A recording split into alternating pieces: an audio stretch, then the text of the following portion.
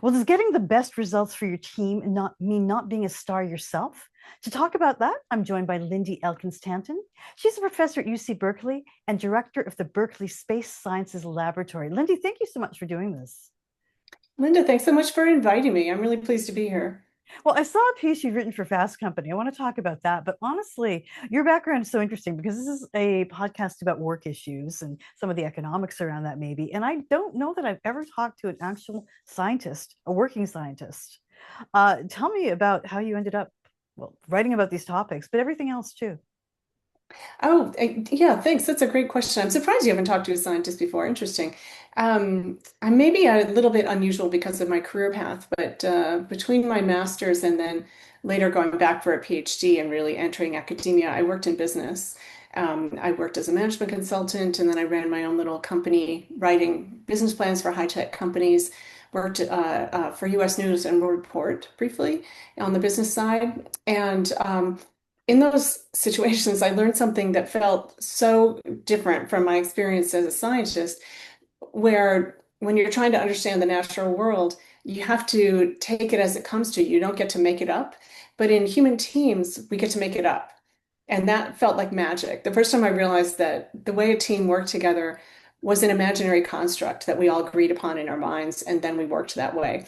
And seeing how teams could um, become almost like family and could raise up a person's individual talents to such high levels in addition to creating project success was incredibly inspiring to me. And so I kept thinking about those issues all through my career. And especially when we started proposing, competing for, and eventually winning this quite large NASA space mission that I lead. And then we're going from a situation where in science often we're just leading a team of 10, 15, 20 people in a laboratory. And here, this is a team at peak of 800 people. And so it's a whole different kettle of fish. Well, that's fascinating. Honestly, it's really great the vision you have of a team making everyone better. Sometimes it doesn't, right? Sometimes there are epic failures. I guess I could ask you how you avoid that, but what are some of the things you've learned about leading a successful team? Oh my goodness. Um, I will just start by saying I love as when I give workshops, I often ask people, how many of you have been on a team where being on that team made you feel more than? A lot of us have been on a team where we were made to feel less than For because we're sure. part of the Yep. team. And there's always 10 or 20% of people who've never been on a team that made them feel more than. And so watching and experiencing and guiding, especially the space mission team, where the risk is so high of failure and the consequences of failure are so high, including cancellation of the entire project and people losing their jobs. Um, I watched what happened in meetings that caused people to become their best. And conversely, the way people could act in meetings that would cause the project to be its best. And I began to think that really they were the same things. Interesting. It's interesting you say the consequences of failure. I mean, it's worse than that, right? People can get hurt or die, whatever.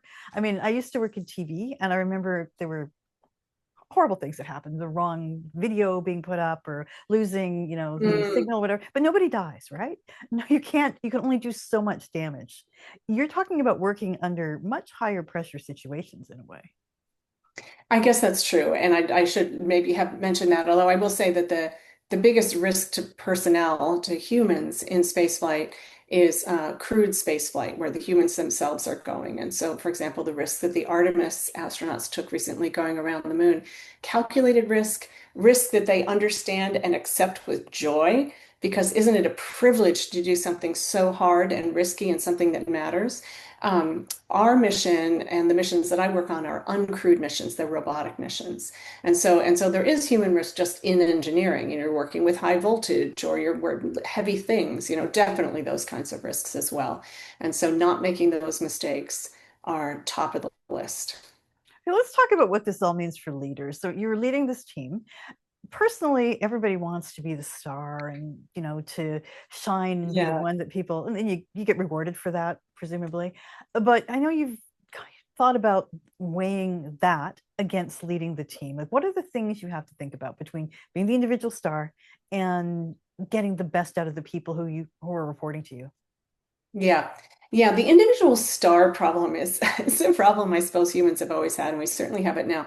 Everybody wants to win the trophy. Everybody wants to be anointed as the best. Everyone wants to be like the equivalent of the 5 million follower influencer. Like they Right. want to be the person who seems like the superstar in the room. Um, that is not an attitude that leads to great team performance. And it's also not an attitude that leads to great team relationships. I mean, people get pretty tired of being with a person who is constantly trying to insert themselves as the best thing in the room or the flavor of the week. Um, and those kinds of instincts and wishes actually push people to work in ways that are not in the best interest in of the team. And so watching and experiencing these teams for decades, both on the mission, but also in academia and in business. And, I work with a couple of VCs and some startups and, in many, many different settings.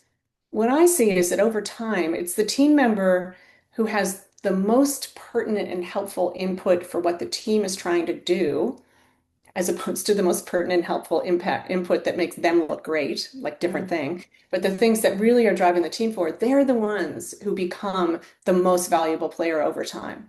And so I've kind of codified that in the book that I wrote, Mission Ready, about the things that individuals can do in themselves to become great team players. And maybe the most important one is to always speak calmly and on topic.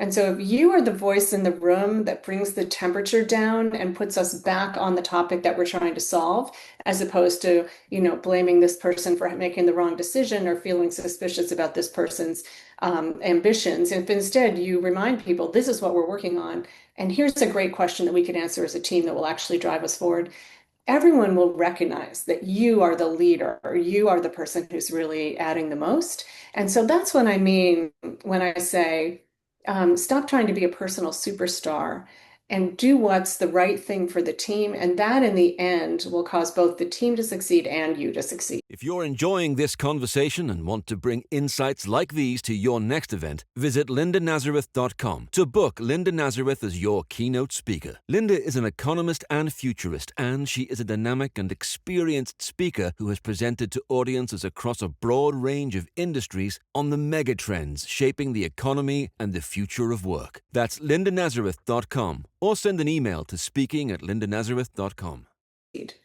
That's almost non-traditional because sometimes we think of leaders as speaking loudest and giving direction, right? Yeah. The traditional model of it. It's not always best for Yeah. teamwork, obviously. Right, exactly. And I would say there's a difference between being a manager where you have people who report to you and being a leader where you don't actually need anybody who reports to you to be a Yes. leader. To be a leader, you need a vision and you need an approach to the world and you need to be doing the right things. And then you become a leader.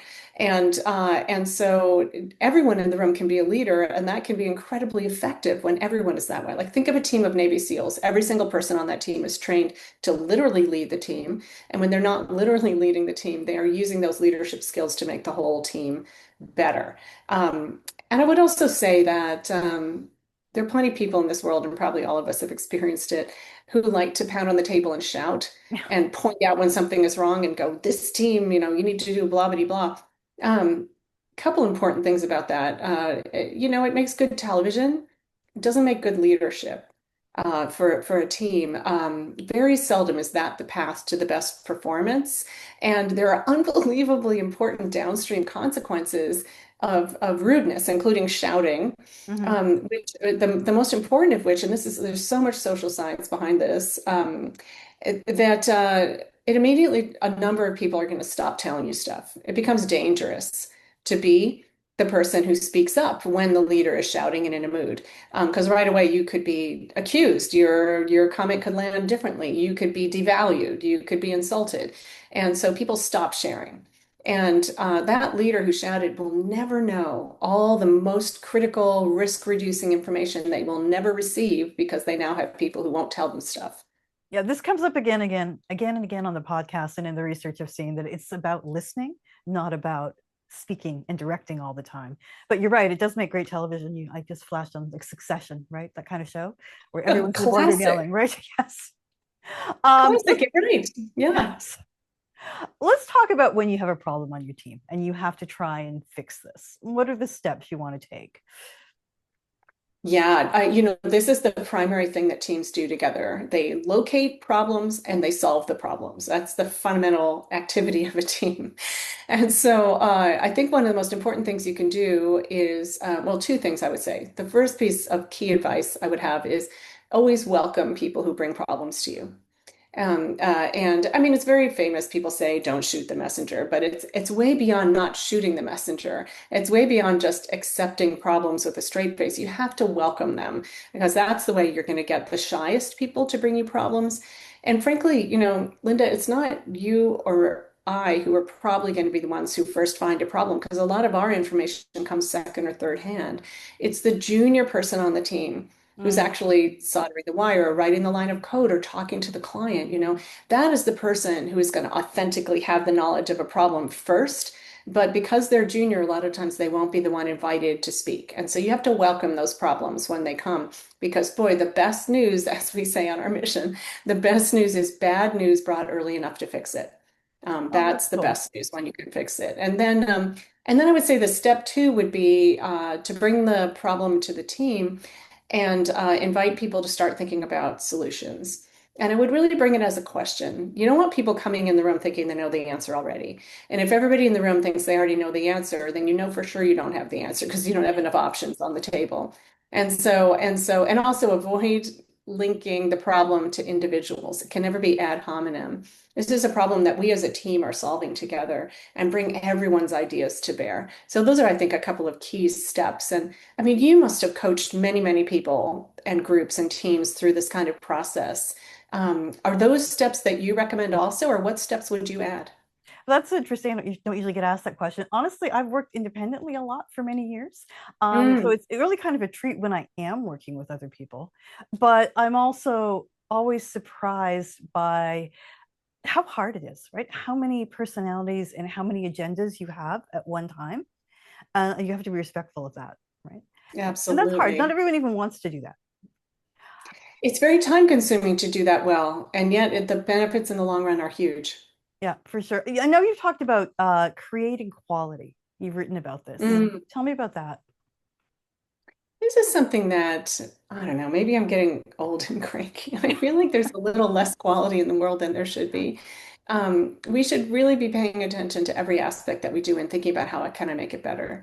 I think, especially in a world where there are existential threats and we all have other kinds of worries, and maybe we're worried about losing our job or something else is happening in our community, like there's a lot of stress around us. And so very often the thought is, let me do the minimum to get through that day. If we could think instead about what's the best I could do today, or here's something that I'm going to be handing off to someone else. Let me think ahead of time about how they might receive it and what they need from it. How could I make it the best thing that I could send to them? And I think that really thinking about quality does two spectacular things. One is it makes everything we do as humans work better. Every little bit of quality we put into whatever we do. And the other thing is it builds up a confidence and a self-respect in ourselves for who we are and what we produce. And that's pretty invaluable in today's world. Um, I'd add just maybe a little anecdote about quality. There are a lot of concerns, and rightfully so, about the American supply chain, and especially building robotic spacecraft, which we do both for my mission and at the Space Sciences Lab at Berkeley. We have lots and lots of subcontractors who we value and love working with. Um, on the Psyche mission, we had five primary times when a subcontractor was unable to deliver us the product that they had been contracted for. And these are very serious moments. Sometimes they cost millions of dollars to do, do-overs. These tend to be what are called cost plus contracts, where if the supplier can't make it, they get paid again to try again. It's a standard government contract for items that are not production line items. And so why is it? Why all these failures to make things? Um, in in I would say four out of five of the cases, the people who really knew how to do that thing had retired. And the people who were now doing that thing in the company really didn't know how to do it. That's They hadn't been interesting. trained shoulder by shoulder. Yes, I think it's a gigantic problem. so much remote work, so little apprenticeship, but that's really how we learn is shoulder by shoulder apprenticeship and an unremitting commitment to quality. That's really interesting. It's a whole other topic, the remote work, and also the Yeah. aging workforce and retiring. Two topics. Yes. Yes. Let's get back to the superstar part of it, because somebody might be listening and saying, yeah, but I want to stand out. I want the promotion, the raise, Yeah, whatever. What exactly. would you tell that person who's working on the team? Yeah. I would tell that person that the advice that I'm giving is the way to become the superstar standout. Being a person who complains about the situation or, feels like a victim or kind of speaks up in that way or gossips around the corner about somebody, those are actually pretty common strategies by people who want to be superstars. They want to bring like some nugget of information about somebody else, or they want to point out that it's somebody else's fault. And those are such boomerang ways to try to get to be more of a superstar. They really just make you look bad. And then if you want to just pointing at yourself all the time, like I did this wonderful thing that just happened, that was me, then you're going to really piss off the people on the team who helped you or worked with you on that. And so those things both have long downstream tails of bad effects.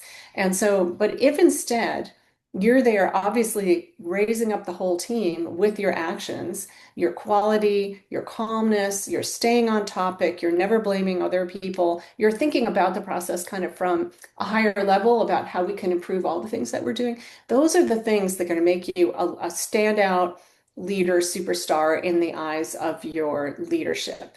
And I would just add that there's plenty of great social science that shows that people who, when they are explaining about a success, don't just credit themselves, but actually know by name and credit the other people who did all the things and they know the things that they did. Those people who give away the credit are viewed as both more leaderly and more powerful for doing that. And so there's social science behind giving credit where credit is due and not just pointing at yourself. That is really interesting. Lindy, thank you so much for talking to me. There's so much more we could cover, but have to end it. But I love your views on teamwork. Thank you so much for inviting me. I really appreciate it. Lindy Elkins-Tanton is the director of the Berkeley Space Sciences Laboratory. Thanks for listening to Work in the Future. If today's episode sparked ideas for your organization, reach out. I would love to help you shape the future of work at your next event. To discuss your event and book me as a speaker or moderator, please visit lindanazareth.com or email speaking@lindanazareth.com. You can also visit me on Instagram at Linda Nazareth Keynote Speaker and send me a direct message there. If you did like this discussion about the future of work, please remember to subscribe to the podcast. Also, your reviews really help people to find us, so please make sure you take time to leave one wherever you get your podcasts. Thanks so much for listening. And as always, thank you to Stokely Audio for audio production.